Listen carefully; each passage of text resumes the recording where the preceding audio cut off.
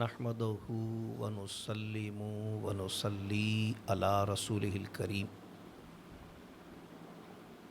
اما بعد فاعوذ باللہ من الشیطان الرجیم بسم اللہ الرحمن الرحیم وجاءوا اباہم عشاء یبکون صدق اللہ مولانا العظیم وصدق رسولہ النبی الرؤوف الرحیم ونحن علی ذالک من الشاہدین والشاکرین والحمد للہ رب العالمین فقد قال اللہ عز وجل ان اللہ وملائکتہ یصلون علی النبی یا ایہا الذین آمنوا صلوا علیہ وسلموا تسلیما اللہم صلی علی سیدنا و مولانا محمد وعلی آل و اصحاب سیدنا و مولانا محمد معدن الجود والکرم و آلہ و اصحابہ وبارک وسلم صلاۃ و سلاما علیک یا سیدی یا رسول اللہ وعلی آلک و اصحابک یا حبیب اللہ صلی اللہ علیہ وسلم۔ انتہائی مختصر حمد و صلات کے بعد اللہ تبارک و تعالی کا بے پناہ شکر اور احسان، انتہائی کرم اور انعام کہ اس نے ہم گناہ گاروں کو یہ سعادت و توفیق عطا فرمائی کہ اس کی مقدس کتاب کا مبارک درس سننے کی نیت سے یہاں جمع ہے۔ کروڑوں درود اس نبی مکرم فخر دو عالم نور مجسم صلی اللہ تعالی علیہ وسلم کی ذات والا صفات پر کہ دونوں جہان کی سب نعمتیں بلکہ دونوں جہان انہی کے صدقے و طفیل تخلیق پائے۔ سلام ان کے ازواجین مطہرات، اہل بیت اطہار، صحابہ کرام، خلفائے راشدین رضوان اللہ تعالی علیہم اجمعین پر۔ حصول برکت کے لیے قرآن کریم سے سورہ یوسف شریف کی آیت نمبر 16 کے تلاوت کا شرف حاصل کیا۔ گزشتہ دو دروس قرآن میں ہم اسی سورہ یوسف شریف کی ابتدائی 15 آیات مبارکہ کی مختصر تفسیر و تشریح آپ حضرات کی خدمت میں عرض کر چکے ہیں، جس کے تحت سورہ یوسف شریف کا ایک اجمالی تعارف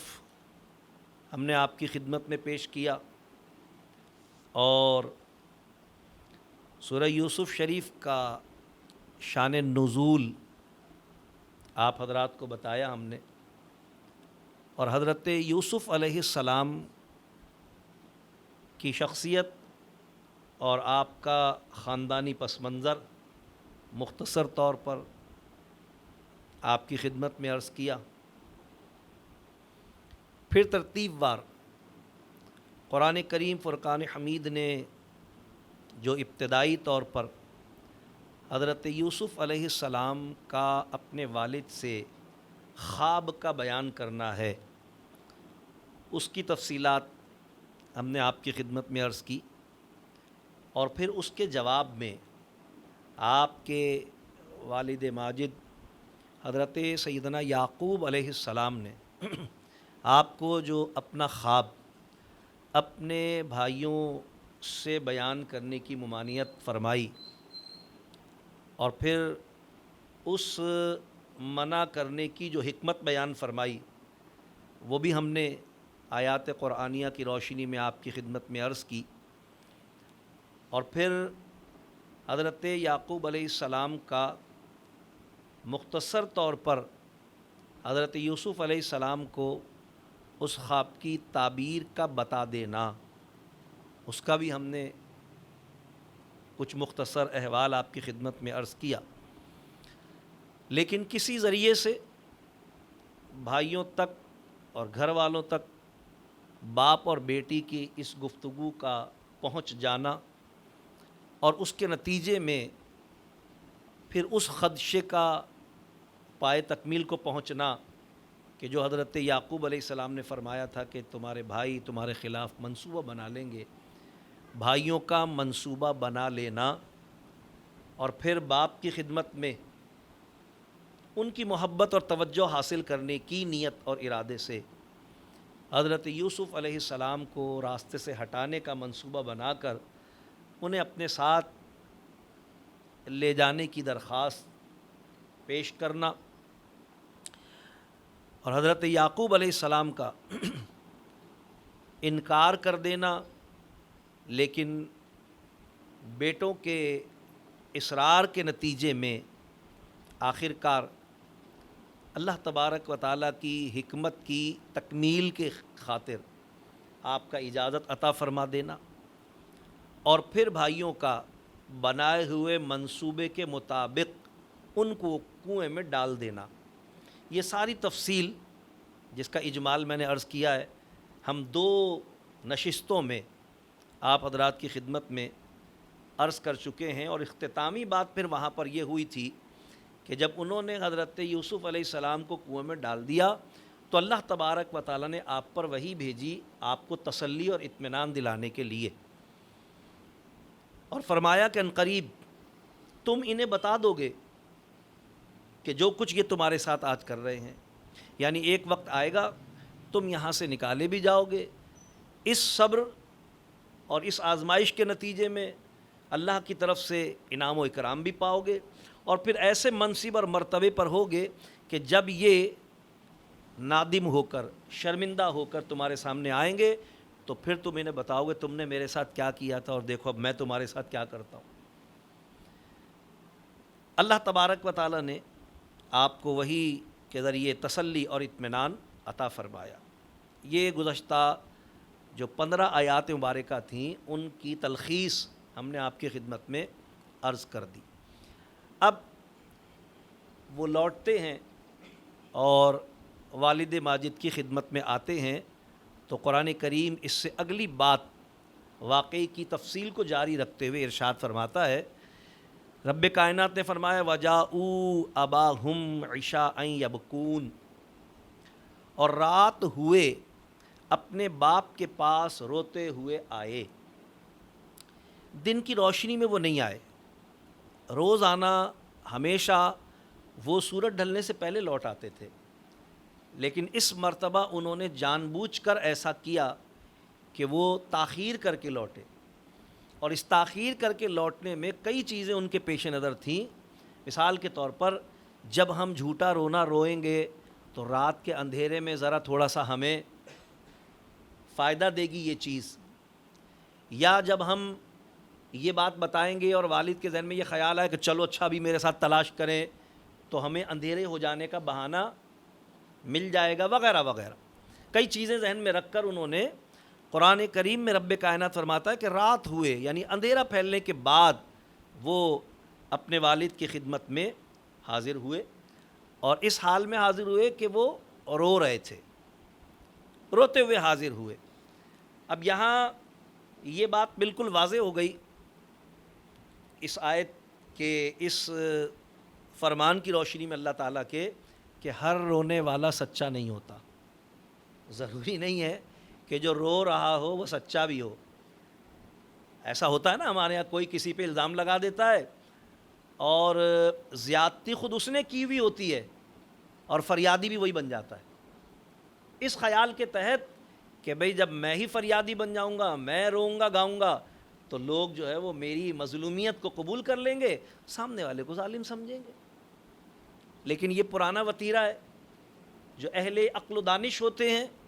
اور جنہیں اللہ تبارک و تعالیٰ علم و فکر کی نعمت عطا فرماتا ہے، وہ اس چیز کو سمجھتے ہیں کہ ہر رونے والا سچا نہیں ہوتا۔ آج دیکھیے نا ہمارے یہاں ایک قوم ایسی پائی جاتی ہے نا جنہوں نے اہل بیت کے ساتھ بے وفائی بھی کی ہے، ظلم بھی کیا ہے، ان کو جن اذیتوں اور آزمائشوں سے ہمکنار کیا وہ سب کچھ کرنے کے بعد آج وہی رو بھی رہے ہیں. لوگ سمجھ رہے ہیں کہ بھئی یہ تو یار بڑی محبت کرتے ہیں اہل بیت سے. تو قرآن نے اس چیز کو کئی جگہ ثابت کیا ہے. ظاہر ہے عقائد اہل سنت کی صداقت میں اس عنوان کا بھی ایک دخل ہے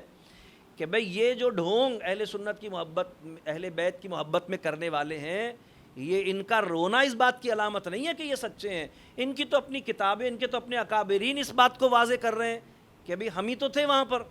ہماری باپ دادا نے تو خط لکھ کے بلایا تھا، انہوں نے ہی تو بے وفائی کی تھی، انہی کی وجہ سے تو یہ واقعہ پیش آیا. اگر وہ ساتھ دیتے، اگر وہ کھڑے ہو جاتے تو حالات شاید کچھ اور ہوتے. بہرحال یہ بات واضح ہو گئی کہ ہر رونے والا سچا نہیں ہوتا، کیونکہ وہ آئے تھے، روتے ہوئے آئے تھے، لیکن وہ جھوٹا رونا رو رہے تھے. ظاہر ہے وہ تو ظلم تو وہ کر کے آئے تھے، نہ کہ ان کے ساتھ ظلم ہوا تھا. تو قرآن کریم نے اس بات کو واضح کر دیا، اور وہ آئے حضرت یعقوب علیہ السلام کے پاس روتے ہوئے. پھر کیا ہوا؟ انہوں نے آ کر کہا قالوا یا ابانا انا ذهبنا نستبق وترکنا یوسف عند متاعنا فاکلہ الذئب وما انت بمؤمن لنا ولو كنا صادقین. رب کائنات نے ارشاد فرمایا، انہوں نے آ کر یہ کہا، وہ بولے کہ اے ہمارے باپ، ہم کھیلتے دوڑتے آگے نکل گئے، دور نکل گئے، اور یوسف کو اپنے اسباب کے پاس، جہاں ہم نے اپنا سامان رکھا تھا، کپڑے وغیرہ جو کچھ بھی سامان ان کا تھا وہ ہم نے رکھا تھا، اس کے پاس یوسف کو ہم نے چھوڑ دیا. فَأَكَلَهُ الذِّئْبُ، تو بھیڑیا یوسف کو کھا گیا. یہ انہوں نے آ کر حضرت یعقوب علیہ السلام سے کہا روتے ہوئے، اور پھر ساتھ ہی ساتھ خود ہی یہ بھی کہہ دیا کہ اور آپ کسی طرح ہمارا یقین نہ کریں گے اگرچہ ہم سچے ہوں. یعنی ہمیں معلوم ہے کہ آپ ہمارا یقین تو نہیں کریں گے، حالانکہ ہم سچے ہیں. ظاہر ہے اپنی سچائی تو ان کو بیان ہی کرنی تھی، لیکن جس طرح وہ رونے میں سچے نہیں تھے، اسی طرح اپنے آپ کو سچا کہنے میں بھی وہ سچے نہیں تھے. ظاہر سی بات ہے کہ انہوں نے تو وہ معاملہ کر دیا تھا کہ یوسف علیہ السلام کو تو وہ کنویں میں ڈال کے آ چکے تھے. لہٰذا انہوں نے حضرت یعقوب علیہ السلام سے آ کر یہ کہا کہ ہم تو کھیلتے کودتے دور نکل گئے، اور یوسف کو ہم نے اپنے اسباب کے پاس چھوڑ دیا تو اسے بھیڑیا کھا گیا. یعنی ہم تو تیر اندازی وغیرہ کرتے ہوئے، دوڑتے کھیلتے ہوئے، ایک دوسرے کو پکڑتے ہوئے دور نکل گئے تھے، اور انہیں اپنے سامان کے پاس ہم نے چھوڑ دیا تھا، اور اس غفلت کی وجہ سے یا ہماری غیر موجودگی کی وجہ سے بھیڑیا یوسف کو کھا گیا. اور ہمیں پتہ ہے کہ آپ ہمارا یقین نہیں کریں گے اگرچہ ہم سچے ہوں. جب انہوں نے یہ بات کہی تو یہاں یہ بات سمجھنے کی ہے کہ انہوں نے یہ کہا کہ ہم نے یوسف کو اپنے اسباب کی حفاظت کے لیے چھوڑا، حالانکہ ان کو حفاظت تو یوسف علیہ السلام کی کرنی تھی، لیکن الٹا انہوں نے یوسف علیہ السلام کو اسباب کی حفاظت پر مامور کیا، حالانکہ انہوں نے ایسا کیا ہی نہیں تھا. ظاہر ہے یہ تو ویسے ہی کہہ رہے تھے نا، لیکن یہ بات سمجھنے کی ہے کہ شریعت اسلامیہ میں اسباب حفاظت کے اختیار کرنے کا حکم ہے. جس طرح یعقوب علیہ السلام نے انہیں تاکید کی تھی کہ تم یوسف کی حفاظت کرنا، یہ بھی اس بات کی غمازی کرتا ہے، اور جس طرح انہوں نے یعقوب علیہ السلام سے یہ عرض کی کہ ہم نے یوسف کو اپنے اسباب کی حفاظت کے لیے چھوڑا، یہ بھی اس بات کی غمازی کرتا ہے کہ اسباب کی حفاظت یا افراد یا اپنی جان و مال کی حفاظت یہ حکم شریعت ہے، اور قرآن کریم نے اسے متعدد مقامات پر مختلف انداز میں بیان فرمایا. اپنی جان کی حفاظت کے لیے اسباب اور وسائل اختیار کرنا، اپنے مال کی حفاظت کے لیے اسباب اور وسائل اختیار کرنا، اپنی اولاد کی حفاظت کے لیے اسباب اور وسائل اختیار کرنا. اسباب حفاظت کے لیے اختیار کرنا یہ توکل کے خلاف نہیں ہے.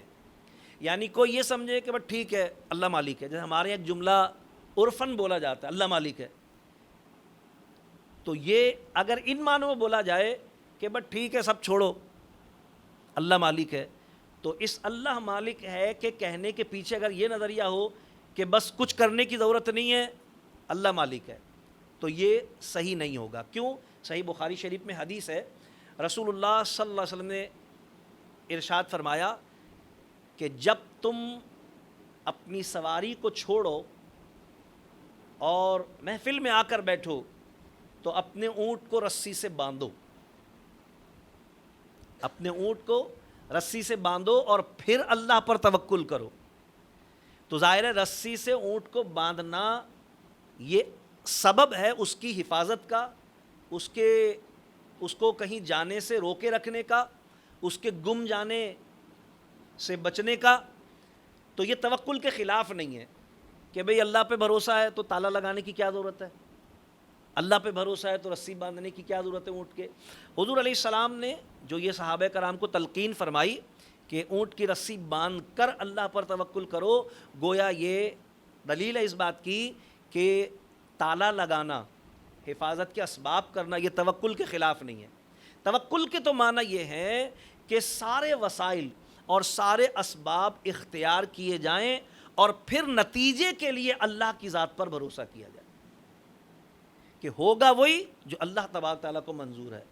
ہوگا وہی جو اللہ تبارک تعالیٰ کا حکم ہے، لیکن مجھے اسباب اور وسائل جو کہ خود اللہ نے ہی عطا فرمائے ہیں اور جن کے اختیار کرنے کی اللہ کے حبیب علیہ السلام نے مجھے تلقین فرمائی ہے، وہ مجھے اختیار کرنے ہیں۔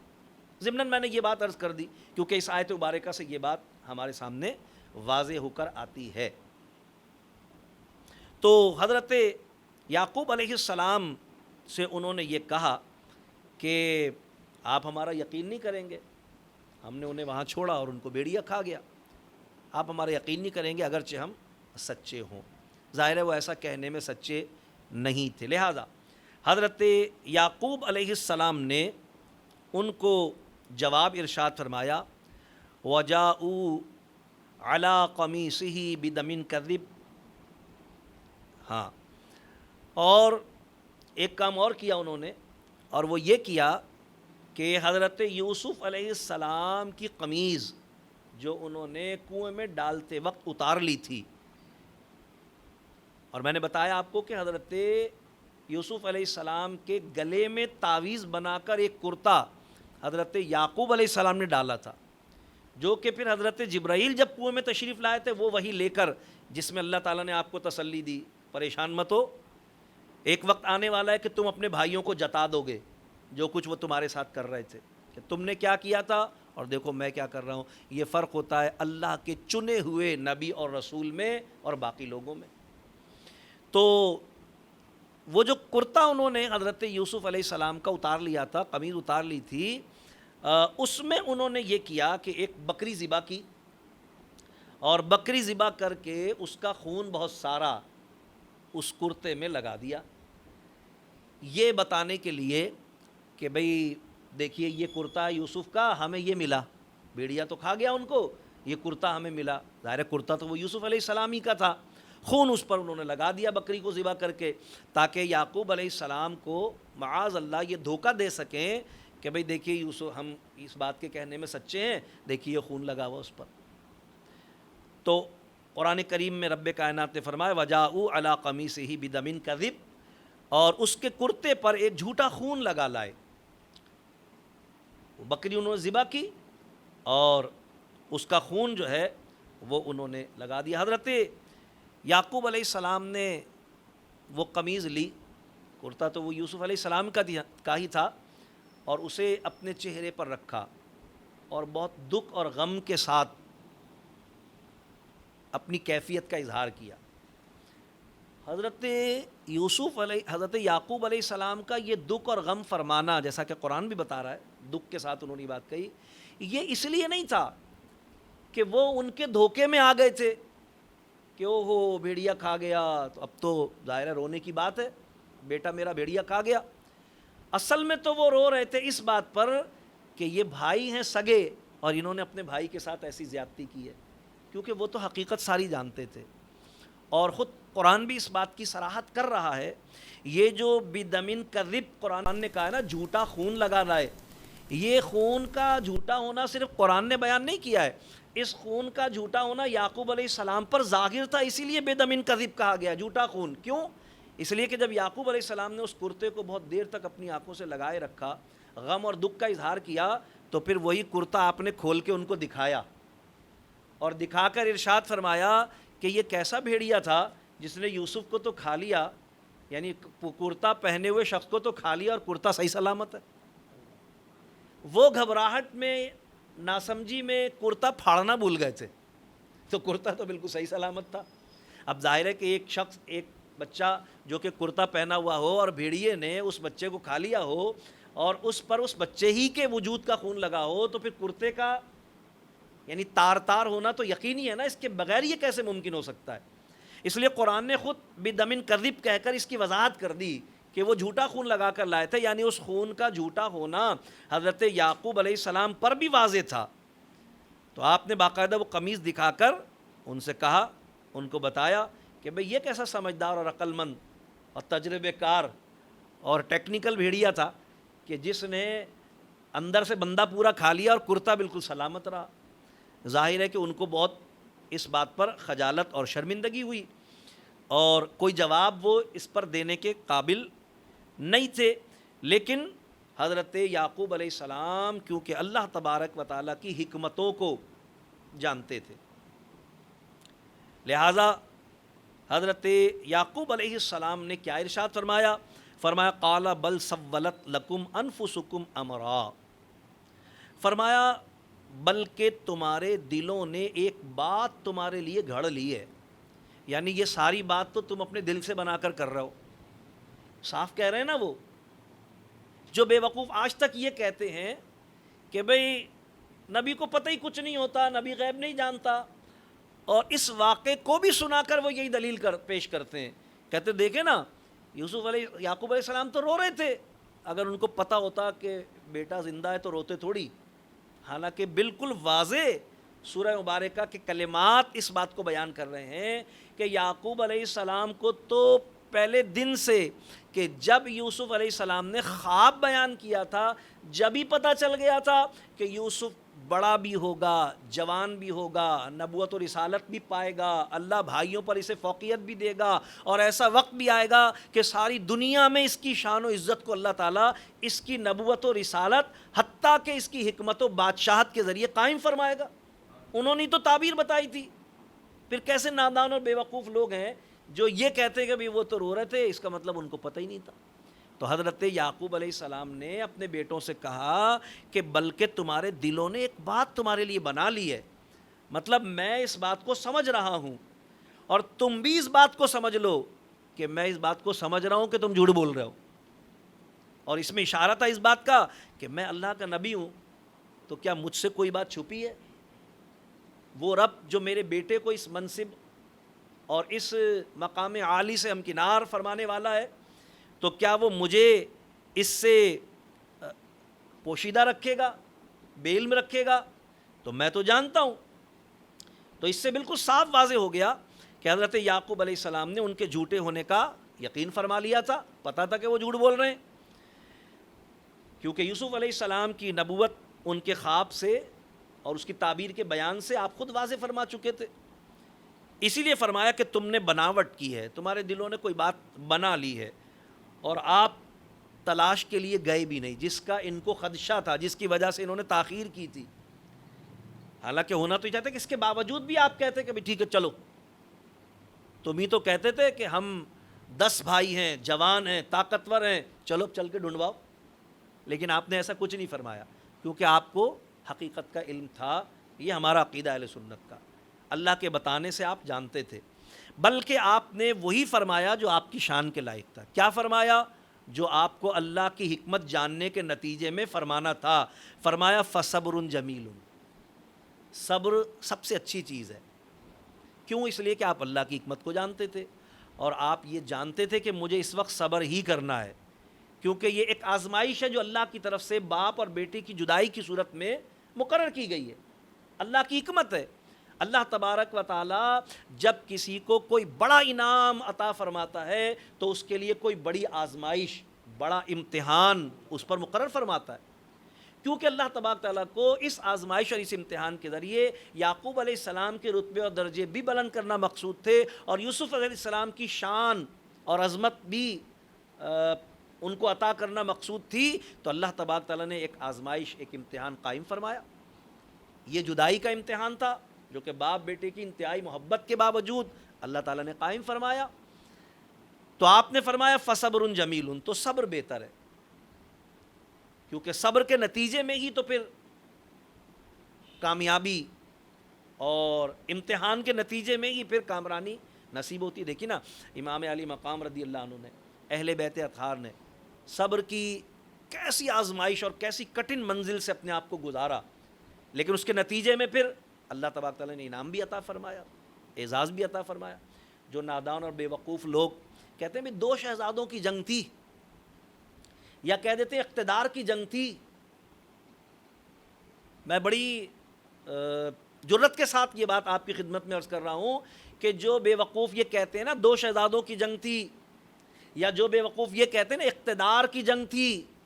اگر یہ جنگ تھی اور اقتدار کی تھی تو ذرا ہمت کر کے بول کے دکھائیں کہ امام حسین ہار گئے، بول کے دکھائیں، نہیں بول سکتے، اس لیے کہ آج 1300 سال گزرنے کے بعد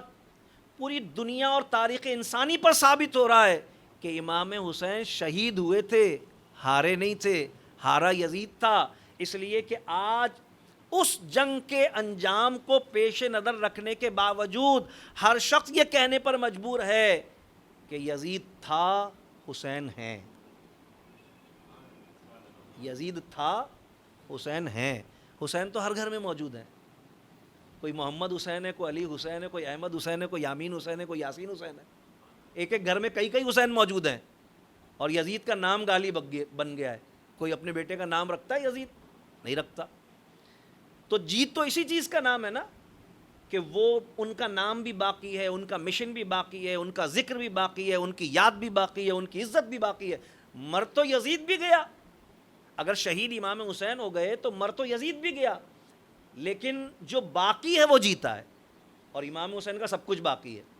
ان کا نام بھی باقی ہے، ان کی یاد بھی باقی ہے، ان کا ذکر بھی باقی ہے، ان کا مشن بھی باقی ہے، اور ان کی عزت و اعزاز بھی جو اس شہادت سے پہلے تھی وہ آج بھی باقی ہے، بلکہ اللہ نے اس میں اور اضافہ فرمایا۔ چلیں بات دوسری طرف نکل جائے گی۔ فرمایا اللہ تبارک تعالیٰ نے کہ حضرت یعقوب علیہ السلام نے فرمایا فصبر جمیل، بس صبر اچھا ہے۔ حضور سید عالم صلی اللہ علیہ وسلم نے ارشاد فرمایا کہ صبر اللہ تبارک و تعالیٰ کے رازوں میں سے ایک راز ہے۔ اللہ تبارک و تعالیٰ جس کے درجے بلند کرنا چاہتا ہے، جس کو اللہ اپنا قرب عطا فرمانا چاہتا ہے، جس کو اللہ تعالیٰ دنیا اور آخرت میں کسی انعام خصوصی سے ہمکنار فرمانا چاہتا ہے، اسے صبر کی نعمت عطا فرماتا ہے، کیونکہ باقی تمام اعمال کے نتیجے میں اور کچھ بھی مل جاتا ہے، لیکن صبر وہ نعمت ہے جس کے لیے اللہ خود فرما رہا ہے ان اللہ مع الصابرین۔ باقی عمل کرنے والے کو کچھ بھی مل جاتا ہے، لیکن صبر کرنے والے کو اللہ ملتا ہے۔ اللہ فرما رہا ہے ان اللہ مع الصابرین، اللہ صبر کرنے والوں کے ساتھ ہے۔ تو حضرت یعقوب علیہ السلام نے فرمایا فصبر جمیل، فرمایا صبر اچھا ہے، واللہ المستعان علی ما تصفون، اور اللہ ہی سے میں مدد چاہتا ہوں ان باتوں پر جو تم بتاتے ہو، کیونکہ مجھے تو معلوم ہے حقیقت کیا ہے، میں اس معاملے پر بھی اور جو کچھ تم کر رہے ہو اس معاملے پر بھی اللہ ہی سے مدد چاہتا ہوں۔ اس آزمائش کو جلد گزارنے اور اس آزمائش کے نتیجے میں اپنے اور اپنے بیٹے کے اللہ کی بارگاہ سے انعام پانے میں بھی میں اللہ سے مدد چاہتا ہوں، اور تمہاری اس نادانی، ناسمجھی اور غلطی پر نادم ہونے اور اس کی بخشش اللہ سے پانے پر بھی میں اللہ ہی سے مدد چاہتا ہوں۔ یہ بھی بیٹے ہی تھے ان کے، فرمایا میں اللہ تبارک و تعالیٰ سے مدد چاہتا ہوں، فصبر جمیل واللہ المستعان علی ما تصفون، اور اللہ ہی سے مدد چاہتا ہوں ان باتوں پر جو تم مجھے بتاتے ہو۔ اس کے بعد اب یہ تو ہو گیا معاملہ یہ، اب وہاں کیا معاملہ ہوا؟ یوسف علیہ السلام کنویں میں تشریف فرما ہے، اللہ تعالیٰ ارشاد فرماتا ہے وجاءت سیارۃ فارسلوا واردہم فادلی دلوہ قال یا بشرا ھذا غلام، ایک قافلہ آیا، انہوں نے اپنا پانی لانے والا بھیجا، تو اس نے اپنا ڈول ڈالا، جیسا کہ کنویں میں سے پانی نکالنے کے لیے رسی کے ساتھ ڈول کو باندھ کر ڈالا جاتا ہے تاکہ اس میں سے وہ پانی بھر کے نکلے، اسے کھینچا جاتا ہے پانی کو کنویں میں سے۔ تو ایک قافلہ گزرا، علماء کرام فرماتے ہیں کہ یہ قافلہ مدین سے آ رہا تھا، ایک شہر کا نام ہے، مدین سے آ رہا تھا اور مصر کی طرف جا رہا تھا، اور راستہ بھٹک گیا تھا اور اس جنگل میں پہنچ گیا تھا جہاں پر یہ کنواں واقع تھا، جہاں پر یہ کنواں موجود تھا۔ تھوڑی فاصلے پر انہوں نے پڑاؤ ڈالا اس کنویں سے، کیونکہ ہوتا یہی تھا کہ اس زمانے میں قافلہ پڑاؤ اسی صورت میں ڈالتا تھا کہ جب پانی کا کوئی قریب انتظام ان کو نظر آتا تھا۔ تو کیونکہ یہ کنواں ان کو دکھ گیا تھا تو انہوں نے وہیں پر کبھی چلو بھائی کچھ دیر ٹھہرتے ہیں یہاں پر، اور پھر انہوں نے اپنا بندہ بھیجا کہ بھائی جاؤ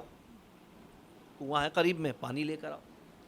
علماء تفسیر نے فرمایا کہ حضرت یوسف علیہ السلام کے اس کنویں میں تشریف فرما ہونے سے پہلے یہ کنواں انتہائی کھارا تھا، یعنی اس کا پانی پینے کے لائق نہیں تھا، اور اسی لیے اس کنویں کو غیر آباد چھوڑ دیا گیا تھا، ورنہ جو کنواں پانی پینے اور استعمال کے قابل ہوتا تھا اس کو تو پھر وہاں تو آبادی بنا لیتے تھے لوگ اس کے گرد و پیش میں۔ اس زمانے میں آبادی کا معیار یہی ہوتا تھا کہ جہاں پر پانی اور سبزہ دستیاب ہوتا تھا، ظاہر ہے پانی ہے تو پھر سبزہ بھی ہو جاتا تھا، تو وہیں پر پھر آبادی لوگ بنا لیا کرتے تھے۔ تو یہ کنواں غیر آباد تھا اسی لیے کہ یہ انتہائی کڑوا تھا، لیکن یوسف علیہ السلام کے تشریف فرما ہونے کی برکت سے اس کنویں کا پانی میٹھا ہو گیا۔ انبیاء کرام کے وجود مقدسات بے پناہ برکتوں کے حامل ہوتے ہیں۔ آپ میں سے جن خوش نصیبوں نے حج یا عمرہ کیا ہو تو انہیں یہ بات معلوم ہوگی کہ جب مدینہ پاک سے مکہ مکرمہ آتے ہیں تو راستے میں ایک منزل، ایک مقام آتا ہے جسے جعرانہ کہا جاتا ہے۔ تو اس مقام پر ایک بہت شاندار مسجد بھی بنی ہوئی ہے، اس کو مسجد جعرانہ یا جعرانہ دونوں تلفظ کے ساتھ بولا جاتا ہے۔ اصل میں تو وہ مقام اور جگہ کا نام ہے، لیکن وہ مسجد اسی جگہ کے نام سے مشہور ہے۔ اس مسجد کے قریب ہی ایک احاطے میں، ایک چار دیواری میں شہدائے حنین کے مزارات بھی ہیں۔ غزوہ حنین اسی مقام پہ لڑی گئی تھی، تو شہداء کے مزارات جو ہیں وہ یہیں پر ہیں۔ تو جب یہ قافلہ اس مقام تک آیا تھا تو ایک کنویں کی وجہ سے یہاں پر قیام کیا تھا، بعد میں پھر ظاہر ہے کہ دوسرے قافلے نے بھی یہیں پر قیام کیا اور پھر جنگ ہوئی۔ وہ کنواں جو تھا وہ مسجد جعرانہ سے بالکل متصل ہے۔ جو لوگ آپ میں سے گئے انہوں نے دیکھا ہوگا، ماشاءاللہ ہمارے احباب گئے ہیں اور دیکھا ہے، بار بار اس کی زیارت اللہ پاک نے کروائی، اللہ تعالیٰ آپ کو بھی زیارت کروائے اس کی۔ تو الحمدللہ وہ کنواں آج تک پانی دے رہا ہے۔ اس کنویں کے بارے میں صحیح بخاری اور مسلم میں احادیث موجود ہیں کہ جب حضور علیہ السلام نے صحابہ کرام کو بھیجا کہ بھی پانی تلاش کرو، اور وہ یہ کنواں ان کو ملا۔ اس زمانے میں یہ مسجد نہیں تھی، یہ تو بعد میں بنائی گئی نا مسجد، تو سرکار کیونکہ یہاں قیام فرما ہوئے، سرکار نے یہاں نماز ادا فرمائی تو ظاہر ہے پھر اس جگہ پر مسجد بنا دی گئی۔ تو سرکار علیہ السلام نے جب بھیجا تو صحابہ کرام نے دیکھا بھئی کنواں تو ہے لیکن پانی بہت زیادہ گہرائی میں ہے، یعنی اتنی زیادہ گہرائی میں ہے کہ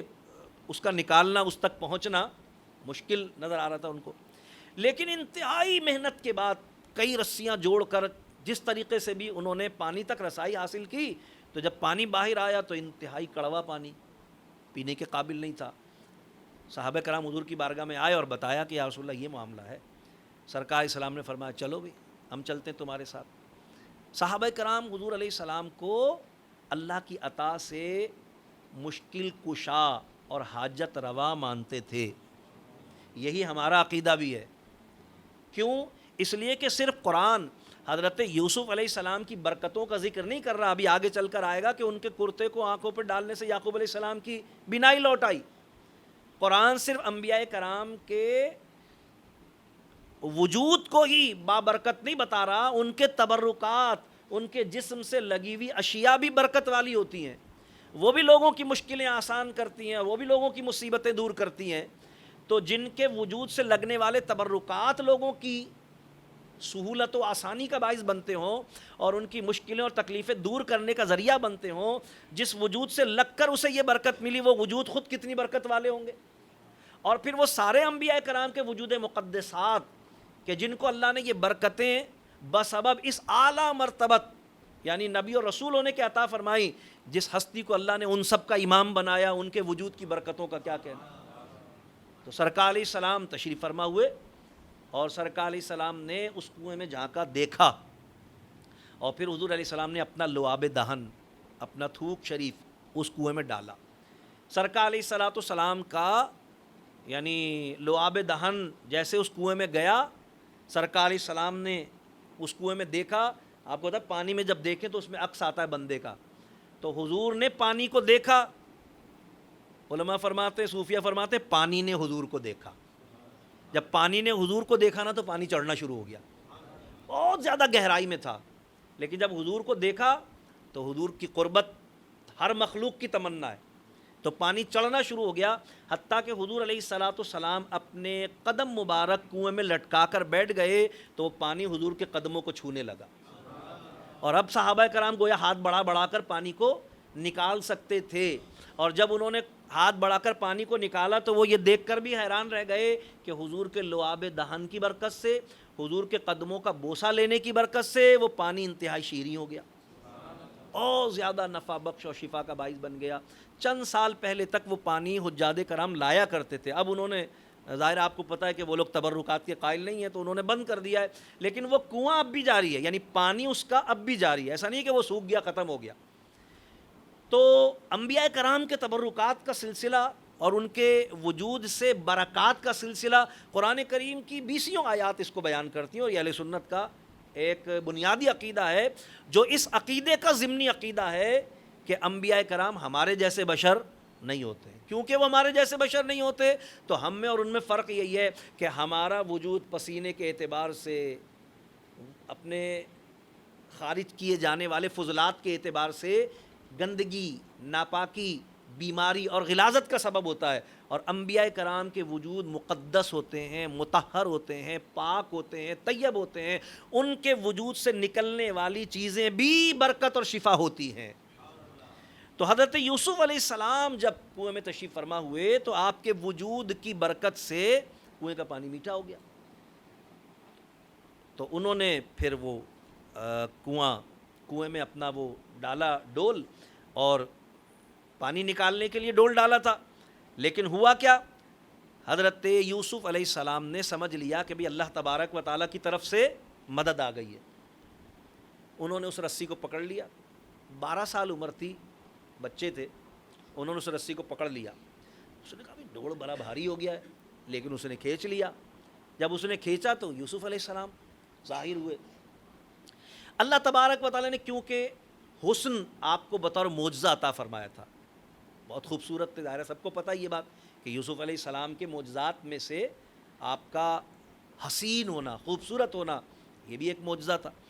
تو جب حضرت یوسف علیہ السلام یعنی جب اس شخص نے ڈول ڈالا، جیسا کہ قرآن کریم کہتا ہے کہ انہوں نے پانی لانے والا بھیجا تو اس نے اپنا ڈول ڈالا، علماء تفسیر نے فرمایا ہے کہ اس شخص کا نام مالک بن زعر خزائی تھا، یہ شخص مدین کا رہنے والا تھا۔ جب اس نے کنویں میں ڈول ڈالا تو یوسف علیہ السلام نے ڈول پکڑ لیا اور لٹک گئے، اس کے کھینچنے سے آپ باہر تشریف لے آئے، وہ آپ کا حسن خدا داد دیکھ کر حیران رہ گیا، ارے اتنا خوبصورت لڑکا، حیران رہ گیا وہ، ظاہر ہے بہت حسین تھے حضرت یوسف علیہ السلام۔ تو جب اس نے حضرت یوسف علیہ السلام کا حسین چہرہ، ظاہر ہے جب نکلے ہوں گے تو پہلے چہرہ ہی سامنے آیا نا، باقی وجود تو نیچے تھا نا، پہلے چہرہ ہی سامنے آیا، تو قرآن کہتا ہے کہ ایک دم اس کے منہ سے نکلا، قالا یا بشرا ہذا غلام، ارے کیسے مزے کی بات، کیسا خوبصورت لڑکا، ایک دم اس کے منہ سے آواز نکلی، کیسا خوبصورت لڑکا، کیسی خوشی کی بات، یہ تو لڑکا ہے۔ وَأَسَرُّوهُ بِدَاعَةً وَاللَّهُ عَلِيمٌ بِمَا يَعْمَلُونَ،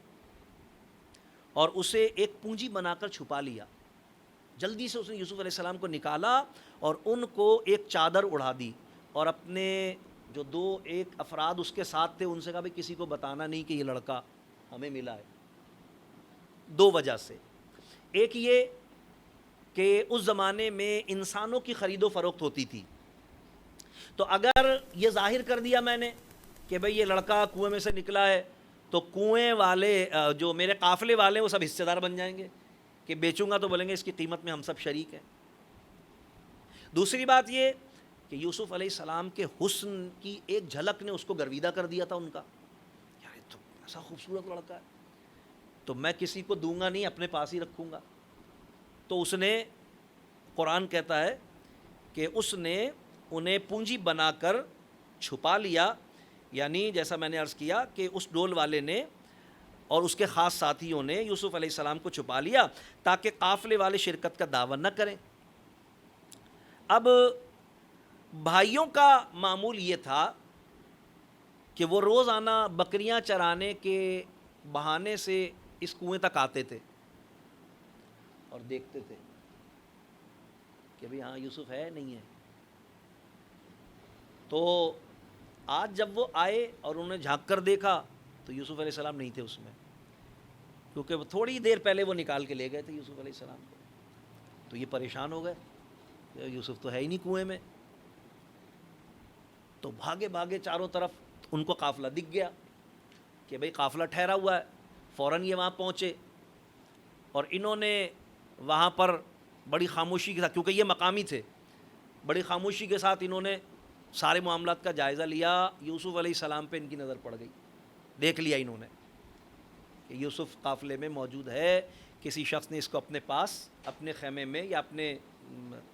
پاس محفوظ کیا ہوا ہے۔ تو جب وہ وہاں پہنچے اور انہوں نے دیکھ لیا، انہوں نے چھپا کر رکھا ہوا تھا، تو اس سے پہلے کہ یوسف علیہ السلام کچھ بولتے، یوسف علیہ السلام پر بھائیوں کا خوف تھا، کیونکہ وہ مارتے ہوئے لائے تھے ان کو، میں بتا چکا ہوں آپ کو، اور یوسف علیہ السلام ان کے رویے جان چکے تھے، یہ تو کنویں میں پھینک دیا تو یہ تو مجھے قتل ہی کرنا چاہتے ہیں۔ تو ظاہر ہے کہ یعنی تقاضۂ بشری کے تحت اور نو زائدگی والی عمر کے تحت ظاہر ہے ان پر خوف تھا بھائیوں کا، وہ سارے جوان تھے، تگڑے تھے، اور ان کے دشمن پریکٹیکلی نظر آ رہا تھا کہ وہ ان کے دشمن تھے، تو ان پر خوف طاری تھا۔ لہذا آپ نے تو کچھ گفتگو نہیں کی۔ اللہ تبارک تعالیٰ فرماتا ہے وَشَرَوْهُ بِثَمَنٍ بَخْسٍ دَرَاهِمَ مَعْدُودَةٍ، اور بھائیوں نے اسے کھوٹے داموں گنتی کے روپوں میں بیچ ڈالا۔ اس کی صورت کیا ہوئی کہ جیسے ہی یوسف علیہ السلام کو انہوں نے دیکھ لیا اور یوسف علیہ السلام نے بھی ان کو دیکھ لیا، تو اس سے پہلے کہ یوسف علیہ السلام کچھ بولتے، انہوں نے فوراً قافلے والوں، خاص طور پہ اس خیمے والوں پر کہ جو پانی نکالنے والا شخص جس کا میں نے نام بتایا، مالک نام تھا اس کا، اس کو پکڑ لیا اور اس سے کہا کہ بھئی یہ تو ہمارا بھاگا ہوا غلام ہے۔ میں نے بتایا آپ کو کہ اس زمانے میں انسانوں کی خرید و فروخت ہوتی تھی، اور جو کوئی کسی کو خریدتا تھا تو وہ اس کا یعنی خریدنے والا آقا ہوتا تھا اور وہ غلام ہوتا تھا، زر خرید غلام جس کو کہتے تھے۔ اس نے کہا بھئی یہ ہمارا بھاگا ہوا غلام ہے، یعنی یہ ہمارا غلام ہے اور بھاگ گیا ہے۔ اچھا غلام جتنا بھی ہنر مند ہو، اس زمانے کے اعتبار سے بتا رہا ہوں، غلام جتنا بھی ہنر مند ہو، خوبصورت ہو، صحت مند ہو، صلاحیت والا ہو، پڑھا لکھا ہو، 1,00,000 خوبیاں ہوں اس میں، لیکن اس کا بھگوڑا ہونا وہ سب سے زیادہ عیب ہوتا تھا۔ کیوں؟ ایسے کو کوئی خریدنے کے لیے تیار نہیں ہوتا، بھائی میں خرید لوں مہنگی قیمت میں اور پھر بھاگ جائیے، یہ تو بھگوڑا ہے۔ تو بھگوڑا ہونا ایک بہت بڑا عیب ہوتا تھا۔ تو انہوں نے معاذ اللہ حضرت یوسف علیہ السلام کی، وہ تو یہ جانتے تھے کہ یہ ان کو دیکھتے ہی لٹو ہو گئے ہوں گے ان کے، اور یہ جو انہوں نے سنبھال کے ان کو رکھا ہوا ہے نا، تو یہ تو ان کے بارے میں بہت کچھ سوچ چکے ہوں گے۔ تو ان کے یعنی ان کی وقت کو، ان کی قدر کو، ان کی حیثیت کو کم کرنے کی خاطر یوسف علیہ السلام کی، انہوں نے کہا کہ بھئی یہ ہمارا بھاگا ہوا غلام ہے۔ بھائیوں نے کہا یہ ہمارا بھاگا ہوا غلام ہے، اور اس سے پہلے کہ ان کو یہ خدشہ تھا کہ ہو سکتا ہے یہ بولیں تو پھر لے جاؤ بھائی، لے تو ان کو جانا نہیں تھا۔ اس سے پہلے کہ وہ کچھ بولتے، فوراً ہی انہوں نے یہ کہا کہ بھئی اگر تم چاہو تو ہم تمہیں معمولی قیمت پر بیچنے کو تیار ہیں۔ خود ہی پیشکش کر دی انہوں نے کہ اس سے پہلے کہ یہ بولیں کہ بھئی ٹھیک ہے تمہارا ہے تو لے جاؤ واپس۔ تو انہوں نے جو ہے وہ پیشکش کر دی کہ بھئی ہم اسے تمہارے ہاتھوں فروخت کر دیتے ہیں۔ یوسف علیہ السلام بوجہ خوف کے تردید نہیں کر سکے، بولے نہیں آپ کہ نہیں نہیں میں غلام نہیں ہوں، یہ تو میرے بھائی ہیں؟ کس منہ سے ان کو اپنا بھائی کہتے؟ وہ ظاہر ہے ان کا رویہ اور سلوک تو وہ دیکھ چکے تھے، پریکٹیکلی بھگت چکے تھے۔ 3 یا 4 دن کے بعد تو انہوں نے، یعنی یہ نوبت آئی تھی، انہوں نے تو کنویں میں چھوڑ دیا تھا۔ اگر اللہ تبارک تعالیٰ کی طرف سے آپ کی امداد و نصرت نہ ہوتی تو ظاہر ہے بھوک پیاس سے اگر عام انسان ہوتے تو مر جاتے، انتقال ہو جاتا، لیکن اللہ تعالیٰ کی مدد آئی۔ حضرت جبرائیل علیہ السلام تشریف فرما ہوئے، میں تفصیل بتا چکا ہوں پچھلے درس میں۔ تو انہوں نے کہا کہ بھئی اگر آپ چاہیں تو ہم آپ کو فروخت کر دیتے ہیں، اور رب کائنات فرماتا ہے اور بھائیوں نے اسے کھوٹے داموں، گنتی کے روپوں میں، یعنی چند ٹکوں میں بیچ ڈالا۔ یہ جو بخسن دراہم فرمایا گیا ہے، اس کے متعلق علماء فرماتے ہیں کہ اس کے معنی ہے کھوٹے سکے، یا تو اس سے مراد یہ ہے کہ انتہائی کم قیمت، یعنی کوئی چیز ہو 1,00,000 کی اور کوئی ہیروئن کہیں سے چرا کے لائے تو وہ تو ٹین ڈبے والے کو بیچ دیتا ہے 500 کی بھی، ایسا ہی ہوتا ہے نا بھائی۔ تو کیا کہتے ہیں بھائی میں نے تو مٹی کے داموں خرید لیا، انہی معنوں میں یہاں کہا جا رہا ہے بخسن دراہم، انتہائی حقیق قیمت پر۔ ظاہر ہے یوسف علیہ السلام اول تو معاذ اللہ غلام تھے ہی نہیں کہ فروخت کیے جاتے، لیکن اگر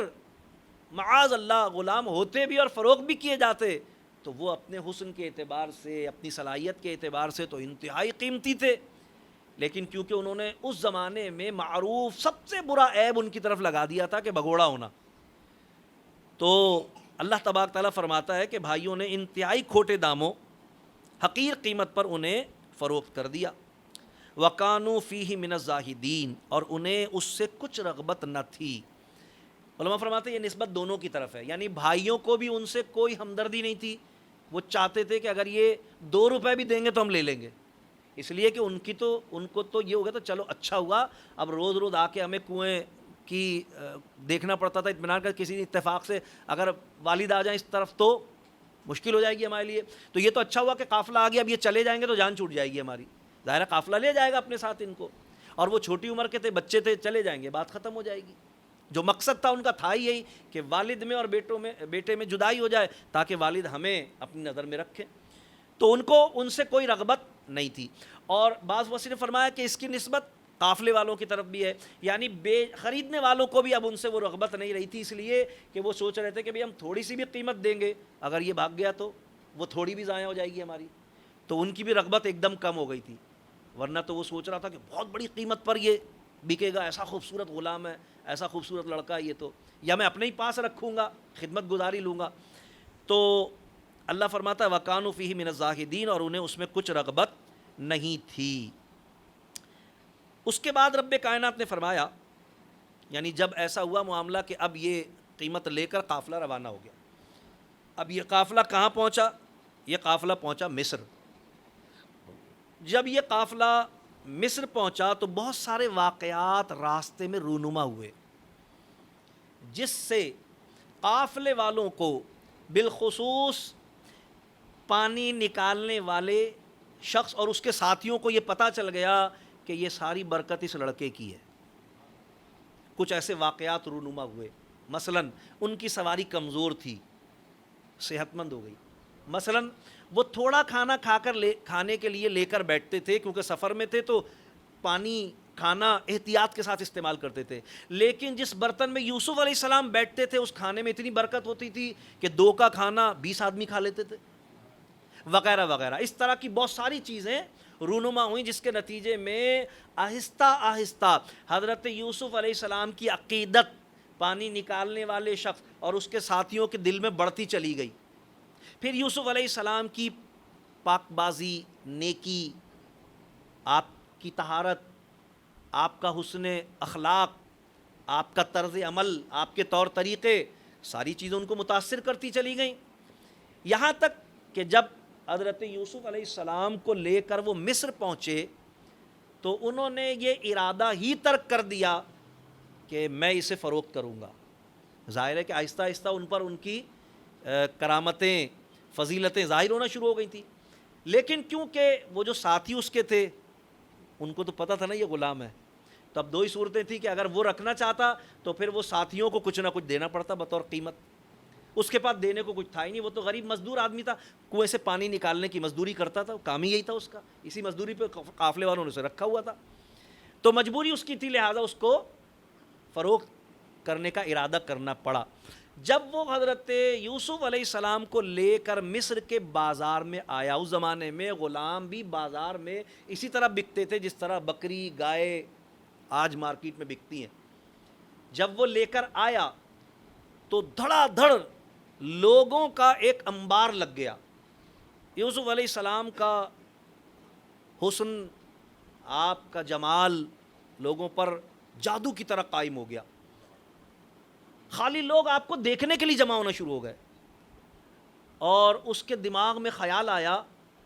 اللہ تبارک و تعالیٰ کی طرف سے یہ معجزہ یوسف علیہ السلام کا کہ جو دیکھتا تھا وہ اپنے دل میں ایک تسکین پاتا تھا، سکون ملتا تھا اسے۔ اس نے کہا یہ تو لوگ خالی رش لگا لیا، خالی دیکھ ہی رہے۔ اس نے چھپا دیا یوسف علیہ السلام کو، اور اس نے کہا کہ بھئی، لوگوں نے جب کہا بھئی ہم ان کی زیارت کرنا چاہتے ہیں، ان کو دیکھنا، اس نے کہا بھئی 1 دینار دینا پڑے گا ان کو دیکھنے کے لیے۔ تو لوگ لائن لگا کے ان کو 1 دینار دے کے دیکھنے لگے، تو بیچنے کی نوبت تو بعد میں آئی، خالی یوسف علیہ السلام کو دیکھنے کے لیے سارے بازار والوں نے دینار دے دے کر زیارت کی آپ کی۔ اس سبب سے دور دور تک شورا ہو گیا کہ بھئی ایسا غلام آیا ہے مارکیٹ میں بکنے کے لیے کہ خالی اس کے دیکھنے کی بھی لوگ، ورنہ بھئی مارکیٹ میں دکاندار کہتا ہے خالہ دیکھ لیجئے دیکھنے کے کوئی پیسے نہیں ہیں، ایسا ہی ہوتا ہے نا بھئی، انکل دیکھ لیجئے دیکھنے کے کوئی پیسے نہیں ہیں،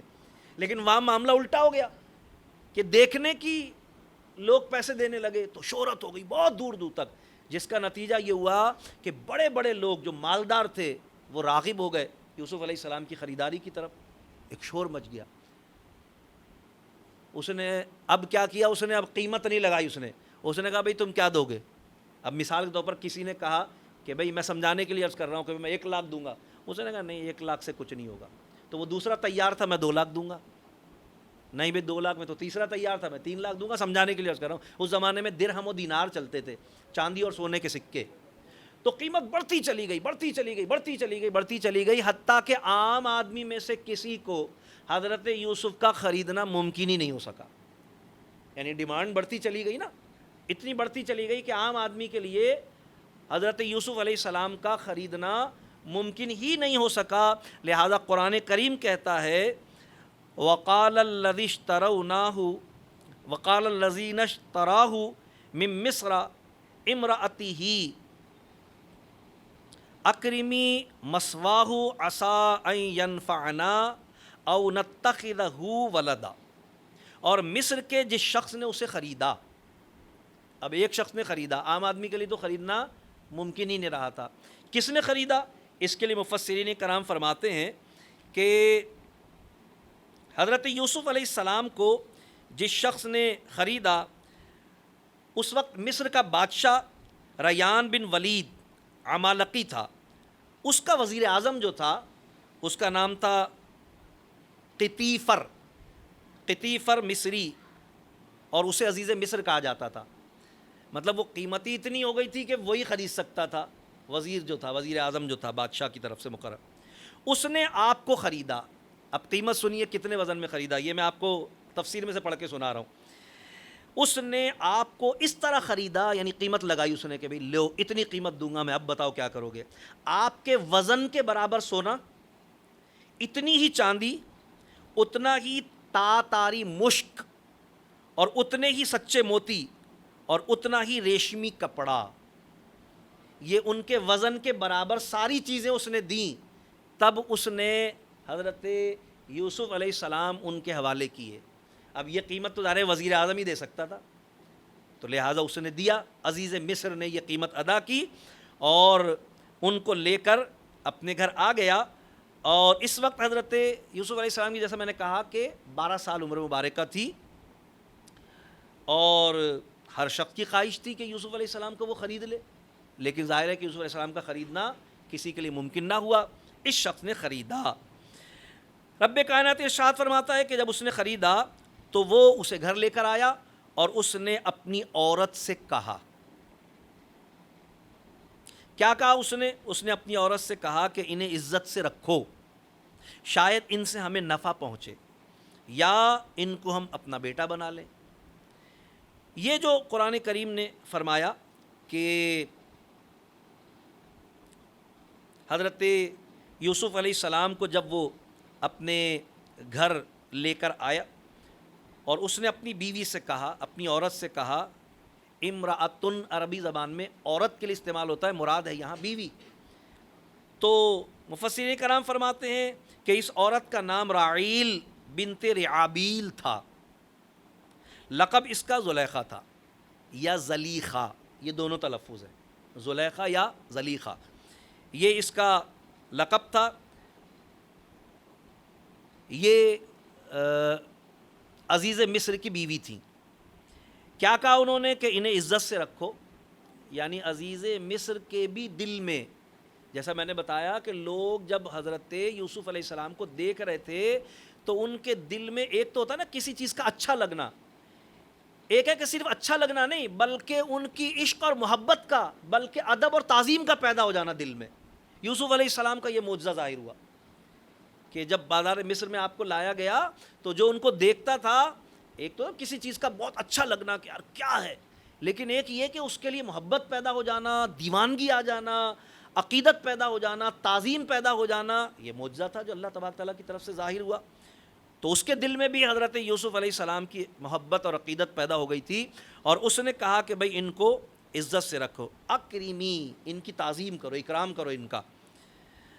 اور پھر یہ بھی کہا کہ شاید ان سے ہمیں نفع پہنچے، یعنی میں دیکھ رہا ہوں کہ یہ جس کے پاس رہے ہیں اس کو ان سے نفع پہنچا ہے، تو جب ہمارے گھر میں رہیں گے تو یقیناً ہمیں بھی نفع پہنچے گا. اور ظاہر ہے کہ یہ نفع پہنچنا اس بات کا تقاضا کرتا ہے کہ کیوں نہ میں اس کو اپنا بیٹا بنا لوں. یہ عزیز مصر صرف لا ولد ہی نہیں تھا بلکہ نامرد بھی تھا، اور یہ بات زلیخا کو معلوم تھی، اور اس نے کسی وجہ سے اس سے شادی بھی کی تھی. ابھی آگے اس کا تذکرہ آ رہا ہے. لا ولد ہی نہیں تھا بلکہ نامرد بھی تھا. ظاہر ہے جب نامرد تھا تو لا ولد بھی تھا، اولاد نہیں تھی اس کی کوئی. تو اس نے کہا کہ بھئی ہم اسے اپنا بیٹا بنا لیں گے. حضرت یوسف علیہ السلام کا جو حسن مبارکہ تھا نا، اس کی شان بڑی انفرادی تھی. میں نے بتایا کہ معجزہ تھا یہ. علماء کرام نے، مفسرین کرام نے لکھا ہے کہ حضرت یوسف علیہ السلام کی جھلک، آپ کے حسن کی جھلک کنعان کے کنویں میں کسی اور طرح کی تھی، لہذا اس وقت آپ کی قیمت چند درہم طے ہو گئی. کچھ اور تھی اس وقت کیفیت اللہ کی حکمتوں کے مطابق. مگر جب بازار مصر میں آپ تشریف فرما ہوئے تو پھر آپ کی حسن کی جو رانائی تھی وہ کچھ اور تھی. اللہ تعالیٰ نے آپ کی شان کو ظاہر کیا. علماء کرام فرماتے ہیں کہ جب وہ بازار میں یوسف علیہ السلام کی فروخت کی صورتحال جاری تھی نا، تو لوگ اپنے اپنے طور پر جتنا جس کے پاس مال تھا وہ لے کر آ رہے تھے کہ شاید سب سے زیادہ قیمت میری ہو، مجھے مل جائے. صاحب روح البیان مفسر ہیں، انہوں نے لکھا ہے کہ ایک بوڑھی عورت بھی یوسف علیہ السلام کے خریداروں میں شامل تھی، اور اس کے پاس کچھ ریشم تھا. وہ ریشم کاٹتی تھی، وہ ریشم کے کچھ گولے لے کر آئی تھی. تو لوگوں نے اس سے کہا کہ تم یہ چند ریشم کے گولے لے کر آئی ہو ایسے شخص کو خریدنے کے لیے کہ جس کی خریداری کے لیے بڑے بڑے سردار، بڑے بڑے راجا، مہاراجا اور شہزادے اور وزیر لائن میں لگے ہوئے. تو اس عورت نے روتے ہوئے کہا، یوسف علیہ السلام کی جھلک دیکھ کر لوگوں کے دل میں جو محبت، جو عقیدت، جو ادب اور جو والہانہ عشق ان کے دل میں پیدا ہو جاتا تھا، اس کی بات کر رہا ہوں میں. اس نے کہا کہ میں جانتی ہوں کہ میں ان چند لچھیوں کے عوض میں، ریشم کی ان چند لچھیوں کے عوض میں یوسف کو خرید تو نہیں سکتی، لیکن کبھی کہیں ذکر آئے گا تو یوسف کے خریداروں میں میرا نام تو آئے گا. اس جنون کی حد تک لوگوں کے دلوں میں صرف آپ کی ایک جھلک دیکھ کر عشق پیدا ہو جاتا تھا. آپ سوچیں کہ جن کے پیچھے کھڑے ہو کر نماز پڑھنے والوں کی یہ شان ہے، اللہ نے جن کو ان کا امام بنایا ان کی کیا شان ہوگی، ہمارے حضور کی کیا شان ہے۔ امام علیہ السلام فرماتے ہیں حسن یوسف پہ کٹی مصر میں انگشت زنا، سر کٹاتے ہیں تیرے نام پہ مردان عرب۔ حضور علیہ الصلوۃ والسلام کے حسن کی کیا شان ہو۔ تو مختلف مقامات پر ان کی مختلف شان رہی کہ وہاں پر ایک نظارہ دیکھنے کے لیے ہزاروں لوگ جمع ہوئے اور قیمت دیکھ کر ان کا نظارہ کیا، اور پھر جب آپ دربار مصر میں زنان مصر کے سامنے پیش ہوئے تو اس وقت آپ کی شان کچھ اور تھی کہ یہاں پر تو لوگ صرف دیکھ کر عشق و محبت میں مبتلا ہوئے تھے، وہاں پر عورتوں نے دیکھ کر اپنی انگلیاں کاٹ لی تھیں، وہاں پر پھر اور ایک شان آپ کے حسن کی اللہ نے ظاہر فرمائی۔ اور پھر جب قحط پڑا تھا نا، آگے چل کر جب ابھی واقعے میں آئے گا، قحط پڑا تھا تو اس زمانے میں یوسف علیہ السلام وزیر خوراک تھے، آپ نے بادشاہ سے کہہ کر یہ ذمہ داری لے لی تھی، تو اس وقت آپ کی شان کچھ اور تھی، اور اس شان میں علماء نے لکھا ہے کہ یوسف علیہ السلام کو بھوکا دیکھتا تھا نا تو اس کا پیٹ بھر جاتا تھا، ایسا آپ کے حسن کے معجزات اللہ نے ظاہر فرمائے کہ لوگوں کے پیٹ بھر جایا کرتے تھے۔ علماء فرماتے ہیں ایسا اس لیے ہے کہ جس طرح سورج کی مختلف منزلیں ہوتی ہیں نا، اور پھر اس کے جلوے مختلف ہوتے ہیں، یعنی ڈوبتے ہوئے سورج کا منظر اس کا حسن و جمال کچھ اور ہوتا ہے، دوپہر کے کھڑے سر پہ سورج کا منظر اس کی گرمی اس کا جلال کچھ اور ہوتا ہے، نکلتے ہوئے سورج کی ٹھنڈک اور اس کی روشنی کا لطف کچھ اور ہوتا ہے، جب بادلوں کے بیچ میں سے سورج جھانکتا ہے تو منظر کچھ اور ہوتا ہے۔ فرمایا اسی طرح اللہ تبارک تعالیٰ نے اپنے نبیوں کی شانیں بھی ظاہر فرمائی ہیں، اور فرمایا یہ وہ ہیں جن کو سورج سے مثال دی جا رہی ہے، لیکن ہمارے آقا وہ ہیں جن کو اللہ نے سورج فرمایا ہے۔ فرمایا وَسِرَاجًا مُنِيرًا، محبوب ہم نے آپ کو چمکا دینے والا سورج بنا کر بھیجا ہے۔ باقی نبیوں کو تو سورج سے مثال دی جاتی ہے، لیکن حضور علیہ السلام کو تو اللہ نے سورج ہی بنا کر بھیجا ہے۔ الغرض حضرت یوسف علیہ السلام کے متعلق اس نے کہا کہ بھئی آپ اس کو عزت سے رکھو، ہمیں اس سے نفع پہنچے گا، اور شاید ہم اس کو اپنا بیٹا بنا کر رکھ لیں۔ اس کے بعد قرآن کریم کہتا ہے وَكَذَلِكَ مَكَّنَّا لِيُوسُفَ فِي الْأَرْضِ وَلِنُعَلِّمَهُ مِن تَأْوِيلِ الْأَحَادِيثِ وَاللَّهُ غَالِبٌ عَلَى أَمْرِهِ وَلَكِنَّ أَكْثَرَ النَّاسِ لَا يَعْلَمُونَ۔ اسی طرح ہم نے یوسف کو اس زمین میں جماؤ دیا، یوسف علیہ السلام رہنا شروع ہو گئے، مصر آ گئے، وزیر اعظم کے گھر میں رہائش ہو گئی آپ کی، ظاہر وہ خرید کے لے آیا تھا نا، اپنی بیوی کے حوالے کیا اس نے، بھائی ان کو عزت سے رکھو، ہمیں ان سے نفع پہنچے گا، میں اس کو اپنا بیٹا بنانے کا ارادہ رکھتا ہوں۔ تو اللہ تبارک تعالیٰ فرماتا ہے کہ اسی طرح ہم نے پھر یوسف کو اس زمین پر یعنی مصر میں ہم نے ان کو جماؤ دیا، یعنی یہاں رہنے سہنے چلنے پھرنے کا موقع عنایت فرمایا، اور عزت کے ساتھ جہاں چاہیں پھریں۔ مصر ایک بہت ہی سرسبز و شاداب ملک تھا، اور 40 میل سے زیادہ چوڑائی اور لمبائی، یعنی بہت وسیع و عریض اس کی سرزمین تھی، اور ظاہر ہے کہ یہ جو عزیز مصر تھا یہ اس پوری سرزمین کا وزیر اعظم تھا، اور اس کے گھر میں آپ رہ رہے تھے، تو ظاہر ہے کہ پھر آپ کی شان کچھ اور ہی تھی۔ رب کائنات فرماتا ہے ایسا سب کچھ ہم نے اس لیے کیا کہ اسے باتوں کا انجام نکالنا سکھائیں۔ باتوں سے مراد خواب اور انجام سے مراد تعبیر۔ اللہ نے یوسف علیہ السلام کو خوابوں کی تعبیر کے نکالنے کا معجزہ بھی عطا فرمایا، یہ بھی ایک معجزہ اللہ نے آپ کو عطا فرمایا کہ آپ خوابوں کی تعبیر، بس جو خواب ہوتا تھا آپ اس کی تعبیر بیان کر دیتے تھے، اور وہ تعبیر وہی ہوتی تھی، ویسی ہی ہوتی تھی جو کہ اللہ کی طرف سے تقدیر ہوتی تھی، کیونکہ انبیاء اللہ کے محبوب بندے ہوتے ہیں، ان کی نگاہ لوح محفوظ تک ہوتی ہے، وہ تقدیر کا لکھا جانتے ہیں، اللہ کے بتانے سے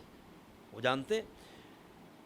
اللہ تعالیٰ فرماتا ہے اور اللہ اپنے کام پر غالب ہے مگر اکثر آدمی نہیں جانتے، یعنی اللہ تبارک تعالیٰ کو جو کرنا ہے وہ تو کرتا ہے، اس کے راستے میں کوئی مجبوری، کوئی رکاوٹ،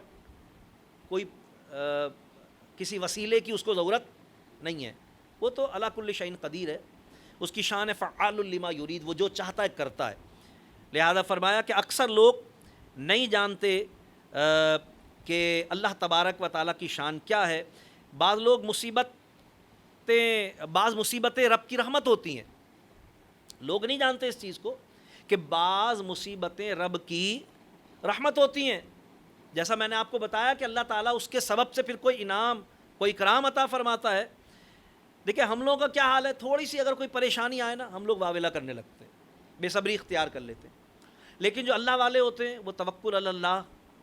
اور صابر ہوتے ہیں. کیوں؟ اس لیے کہ ان کو پتہ ہے کہ اگر یہ آزمائش ہم پر آئی ہے تو اللہ تبارک و تعالی ہمارے ثابت قدم رہنے کے نتیجے میں اس کا وہ بدلہ عطا فرمائے گا جو ہماری سوچ سے بہت آگے کی بات ہوگی. لہذا جو اللہ تبارک و تعالیٰ کے نیک بندے ہوتے ہیں, اللہ کے محبوب بندے ہوتے ہیں, وہ صبر کو اختیار کرتے ہیں اور اللہ تبارک و تعالیٰ کے طرف سے آنے والے مصائب پر ثابت قدم رہتے ہیں, واویلا نہیں کرتے.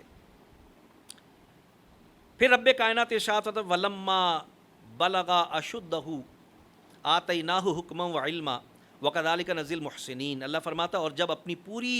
قوت کو پہنچا ہم نے اسے حکم اور علم عطا فرمایا اور ہم ایسا ہی صلہ دیتے ہیں نیکوں کو.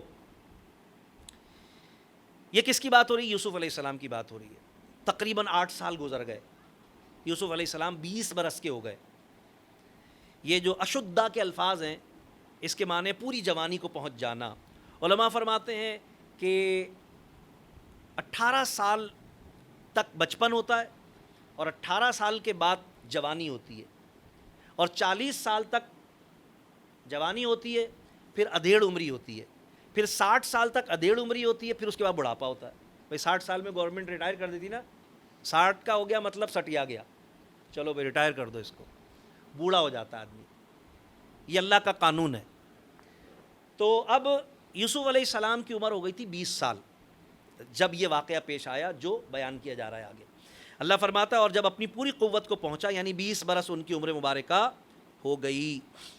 تو کیا ہوا؟ اللہ فرماتا ہے ہم نے اسے حکم اور علم عطا فرمایا. یعنی یوں تو بچپن سے ہی آپ میں حکمت اور دانائی تھی, لیکن اب جیسے جیسے آپ اپنی عمر کے اگلے حصے میں پہنچ رہے تھے ویسے ویسی علم و دانائی بھی آپ میں بڑھتی جا رہی تھی. اور جب آپ اپنی جوانی کو پہنچ گئے تو جس طرح آپ کا ظاہری وجود اپنی منزل کمال کو پہنچا, بالغ ہونا, بلغا کے معنی ہیں انتہا کو پہنچنا. تبلیغ ایک لفظ ہوتا ہے نا, اور ایک لفظ استعمال کرتے ہیں ذرائع ابلاغ. تبلیغ کا مطلب ہوتا ہے بات پہنچانا, نصیحت والی بات پہنچانا. ذرائع ابلاغ پہنچانے کے ذریعے. تو یہ جو بلوغت ہوتی ہے نا, بالغ ہونا جس کو کہتے ہیں, اس کا مطلب ہوتا ہے اس منزل تک پہنچ جانا جہاں انسان کا وجود مکمل ہو جاتا ہے, یعنی بالغ ہو جانا, جوان ہو جانا.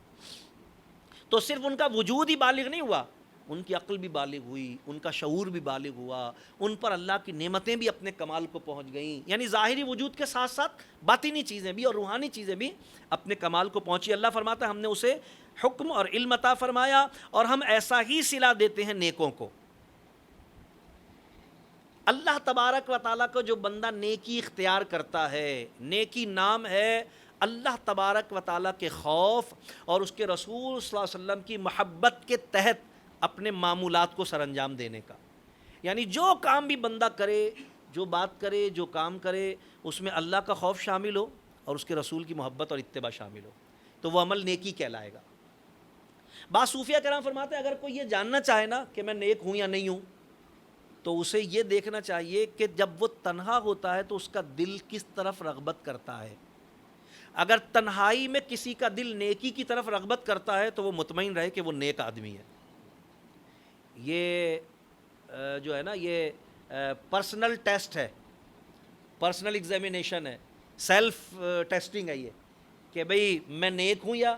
برا ہوں. کیسے پتہ چلے گا؟ فرمایا جب وہ اکیلا ہو نا, تنہا, گھر میں کوئی بھی نہیں ہے, آج سب لوگ گئے ہوئے ہیں, اب اس کا دل کیا چاہ رہا ہے؟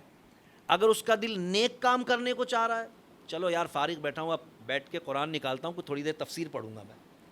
چلو یار رات عشاء کی نماز مجھ سے رہ گئی تھی, چلو بھئی تھوڑی دیر میں پہلے اپنی نماز مکمل کرتا ہوں پھر سوچوں گا کیا کرنا ہے. اس کا دل نیکی کی طرف راغب ہو تو وہ مطمئن ہے کہ وہ نیک آدمی ہے. اور اس کا دل یہ چاہے بھئی کروں فلاں دوست کو فون اور اس سے بولوں گا بھی وہ فلاں والی ڈاؤن لوڈ کر کے لانا, تو پھر ذرا دونوں بیٹھ کے دیکھیں گے. یا فلاں دوست کو بلا لوں کہ بھی فلاں بوتل لے کے آنا, تو پھر دونوں پئیں گے, وغیرہ وغیرہ. کوئی بدی, کوئی گناہ, کوئی برائی, کوئی فحاشی, اس کا دل برائی کی طرف رغبت کرے تو سمجھ لے پھر وہ نیک نہیں ہے, اسے نیک بننے کی ضرورت ہے. فرمایا حضور علیہ السلام نے کہ تمہاری تنہائی تمہاری حقیقت ہے. یعنی اگر تم یہ جاننا چاہتے ہو کہ تمہاری حقیقت کیا ہے تو اپنی تنہائی کو ٹٹولو. تمہاری تنہائی اگر پاک ہے تو تم پاک ہو, اور جو پاک ہوتے ہیں اللہ تعالیٰ ان پر انعام فرماتا ہے. قرآن کی اس آیت میں اللہ فرما رہا ہے وَكَذَلِكَ نَجْزِي الْمُحْسِنِينَ, ہم ایسا ہی صلہ دیتے ہیں نیکوں کو. یوسف علیہ السلام کو یہ جتنے انعامات ملے نا, ان کی نیکی کی وجہ سے ملے, ان کی پارسائی کی وجہ سے ملے, ان کی پاک دامنی کی وجہ سے ملے, ان کی طہارت کی وجہ سے ملے. تو رب کائنات فرما رہا ہے کہ ہم نے یہ صلہ ان کو عطا فرمایا. ہم یوں ہی صلہ دیتے ہیں نیکی کرنے والوں کو. اللہ تبارک و تعالی ہمیں قرآن کریم کا سچا فہم عطا فرمائے. اب کیونکہ اس کے بعد اصل واقعہ جو اس سورہ مبارکہ کی بنیاد ہے وہ آ رہا ہے, تو انشاءاللہ اس کو پھر ہم اگلے درس میں اس کی ابتدا کریں گے. ہمارا وقت اختتام پذیر ہو چکا ہے. اللہ تبارک و تعالیٰ سے دعا ہے اللہ کریم حضرت سیدنا یوسف علیہ السلام کی پاک دامنی کے صدق و طفیل ہمیں اپنے اخلاق میں, اپنے کردار میں, اپنے اعمال میں, اپنے شب و روز میں, اپنے معمولات میں پاکیزگی نصیب فرمائے. اللہ تعالیٰ ہمارے ظاہر و باطن کو پاک فرمائے. اللہ نے قرآن کریم فرمایا ان اللہ یحب التوابین و یحب المتطہرین, بے شک اللہ ہمیشہ پاک رہنے والوں اور ہمیشہ توبہ کرنے والوں سے محبت کرتا ہے. تو جو پاک بندے ہوتے ہیں جو ہمیشہ پاک رہنے والے ہوتے ہیں, توبہ دل کی پاکی کا سبب ہے اور طہارت وجود کی پاکی کا سبب ہے. ہمیں ظاہری پاکی بھی اختیار کرنی چاہیے, یعنی ہر وقت باغسل اور باوضو رہنا چاہیے, اور باطنی پاکیزگی بھی اختیار کرنا چاہیے کہ کوئی بھی عمل ہمارا ایسا اگر ہو جائے کہ ہم سمجھیں کہ یہ اللہ اور اس کے رسول کی نافرمانی, تو ہمیں فوراً توبہ کرنی چاہیے. رب کریم مجھے اور آپ کو تعلیمات قرآنیہ اور سنت نبویہ علی صاحب الصلاۃ والسلام کے عین مطابق و موافق اپنی عملی زندگی کے بسر کرنے کی توفیق رفیق عطا فرمائے. وآخر دعوانا ان الحمد للہ رب العالمین.